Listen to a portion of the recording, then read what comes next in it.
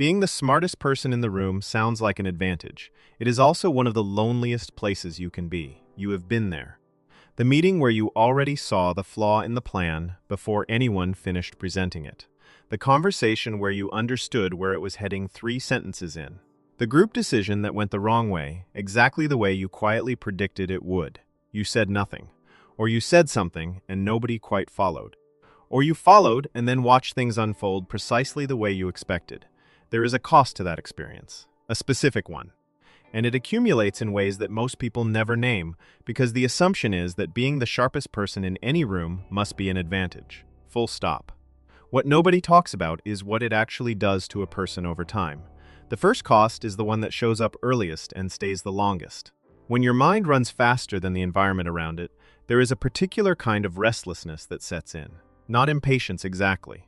Something quieter and more persistent than that. Meetings that do not require your full attention. Conversations that cover ground you crossed years ago. Problems that get treated as complex when they are not. You sit in these moments and something in you is running idle, capable of far more, doing far less, and slowly wearing down from the gap between the two. Researcher Mihaly Csikszentmihalyi spent decades studying what he called flow, the state of optimal engagement. His findings were clear. The further the gap between a person's skill level and the challenge in front of them, the more likely they are to experience boredom, disengagement, and eventually anxiety. For highly intelligent people, that gap is present in most ordinary environments, not occasionally, routinely. The brain that never gets fully used does not stay neutral. It starts generating its own stimulation, overthinking, rumination. Restlessness that has no obvious source because the obvious source, chronic under-challenge, is not something most people will validate or take seriously. A mind built for depth, running at the surface for years, does not just get bored. It starts looking for problems to solve even when none exist, and that restlessness does not stay internal. It bleeds into how these people exist around other people.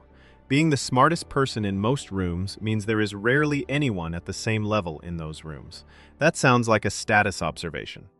It is actually a loneliness observation. Genuine intellectual connection, the kind where you do not have to translate, where you can move fast and the other person moves with you, where a half-finished thought gets completed correctly, is rare. And for someone who craves that kind of exchange, the absence of it in most environments is felt every single day. Psychologist Letta Hollingworth documented this in her research on highly gifted individuals. She found that social adjustment was most difficult not for people with average intelligence, but for those at the extreme high end, precisely because the gap between them and most of their peers was too wide to bridge comfortably in either direction. The intelligent person often ends up performing at a lower level in conversations to avoid making others uncomfortable.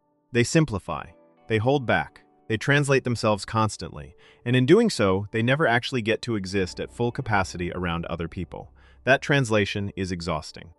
And it means they are almost always slightly alone, even in company. Spending every conversation translating yourself down is not connection. It is a performance of connection that leaves you more alone than before it started. That performance has consequences that reach further than most people realize. Here is something that surprises people. Being visibly smarter than everyone else in a group does not always make you more trusted. It often makes you less. Research from the University of Pennsylvania found that groups frequently distrust members who stand too far above the average in perceived ability. The outlier gets labeled as showing off, as not being a team player, as being difficult. The smart person did not change their behavior. The group changed how it received them. So the intelligent person learns to manage down. They present ideas more slowly than they arrived at them. They let others reach conclusions they already passed 10 minutes ago. They ask questions they already know the answers to, so others feel involved in reaching them. It works. Teams function better. Relationships stay smoother. And the person doing all of that managing carries a very specific kind of tiredness that is hard to explain. The tiredness of constantly operating below capacity on purpose, for the comfort of the room. Dimming yourself so others feel bright is a generosity that nobody asked for and nobody notices. And it compounds. What compounds alongside it is something that hits even harder in private. A highly intelligent person sees clearly what good looks like, what excellent looks like, what the best possible version of any outcome could be. That vision is useful. It also makes every real result feel inadequate by comparison. Most people finish something and feel the satisfaction of completion. A highly intelligent person finishes the same thing and immediately sees the gap between what it is and what it could have been. The gap is always there. The satisfaction almost never fully arrives. Psychologist Paul Hewitt at the University of British Columbia spent years studying perfectionism in high-ability individuals. He found that self-oriented perfectionism, holding yourself to standards others would consider unreachable, was significantly more prevalent among people with higher cognitive ability.